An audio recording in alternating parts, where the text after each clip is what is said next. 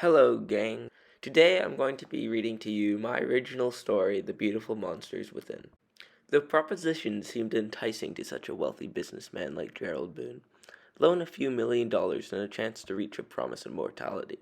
Death had always seemed like an immobile obstacle to Boone, and Boone destroyed all obstacles in his way. He couldn't afford not to. Born to a mistress and a drunkard old man, Boone had to work extraordinarily hard to reach the mountains of wealth he had now grown accustomed to. Having the first-hand witnessed the true bitterness of love, Boone had sworn off any potential love interest, and thus had no heir to inherit his vast fortunes. It had been around a month since Boone had met Dr. Steamhauer. Nicknamed Scientist of the Millennia by Nucleotide Weekly, Steamhauer's career was on the up and up. During their first meeting, Steamhauer was revealing her latest project at the 2021 Galaxy Fair, a miracle of nature that allowed a recent amputee to regrow their lost limb in seconds. Amazed by this seeming feat of magic, Boone had followed Steamhauer as she quickly left the stage, in search of an explanation, but the one Boone received left more questions unanswered than he initially had. Dr. Steamhauer had explained that she had taken advantage of the universal cell cycle, removing the genetic barriers and inserting enzymes to speed up a cell's duplication substantially. What once could have taken weeks could now occur in the blink of an eye, giving the cells the possibility to fully regrow to their former glory. Protesters lined the streets leading up towards the laboratory. Despite their fierce battle cry, "Morality for mortals," these college students were no match for Boone's armed security force, and Boone eventually reached his destination. Those idiots were rioting after a leaked photo of one of Steamhauer's first test subjects were leaked to the press. Boone could see the three-dimensional hologram, carried by many of the protesters, depicting a horribly mutated man, a monster. Dr. Steamhauer had assured Boone, with full confidence, that this was a 1 in a million chance, and that this problem had been completely fixed. Steamhauer's top assistant, Jack Springage, had explained that as a drawback for removing the genetic barriers, that there would be nothing inspecting the cell for errors and mutations. Sorry there, guys.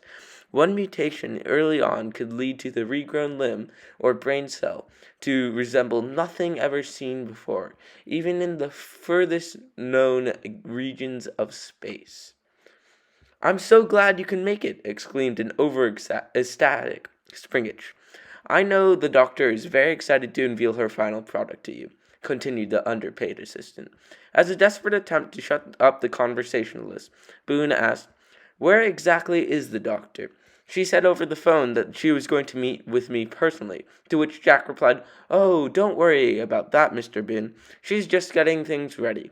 You will get to see her soon." Boone suddenly jumped back in utter surprise. "I thought there was only one of those mutated freaks. By the looks of it, there are thousands right beneath us." Jack stopped and made a quick pivot, turning to look through the tinted window at the beast below. "Aren't they just magnificent? Just there is the most recent batch." "Recent batch!" screamed the entrepreneur. "Steamhauer assured me that you idiots fixed these problems ages ago. I've spent billions on your stupid project, and this is how you repay me?" "Calm down, Mr. Boone. We have fixed that problem. What we are showing you today will do none of those dreadful things. We have perfected it in every aspect. Relax, Mr. Boone." Boone, who was now slightly embarrassed, pulled out a handkerchief and had started dabbing his burning forehead. "Ah, good. You're here. I was beginning to suspect that my idiot assistant had lost you," Steamhauer uttered with an eerily fake smile. "Please, sit. We're all friends here." Boone, who was about to start arguing again, sat down on the leather seats and started staring at the hologram display. "Where is it? I have dealt with your nonsense for long enough. After the last $1 million I gave you, you promised that you would have it ready by today." "Ah, but I do have it ready. Here it is," declared Steamhauer, as she pulled out a small translucent disc that almost looked like a contact. Boone's little brother had contacts when they were young, but they had phased out of popularity nearly 100 years back. "Is this a joke? I will sue you for everything you got, you pig," Steamhauer coldly remarked. "No, I'm afraid it's not." Instantaneously, metal shackles sprang from the chair, binding Boone's legs and arms to the chair. Boone was only able to release a single scream in confusion before a thin metal sheet covered his mouth too. Don't worry. Today you get what you have always desired, immortality. Today you get to join your brethren and evolve to a higher form of being. You still don't understand, do you? How pathetic. Scum like you is why I knew I had to complete this project. See, there was never anything wrong with my path to immortality, for the beasts you saw had always been my desire. The only problem was that I had no way to control my beauties. That all changed when I met you, however. With your funding, I was able to create this. Steamhour gestures at the contact. With this, I can control you. I will control the universe's future. Now to fulfill my promise, said the mad doctor as she pulled out a needle filled with a glowing, fluorescent blue. After pulling on the contact, which became immediately red in her eye, Steamhour thrust the needle through Boone's beating heart. Enjoy immortality. Within a month, 94% of humanity had fallen under Steamhour's control.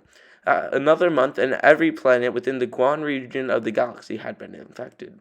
Another week, and there were 134 humanoids left in all known regions.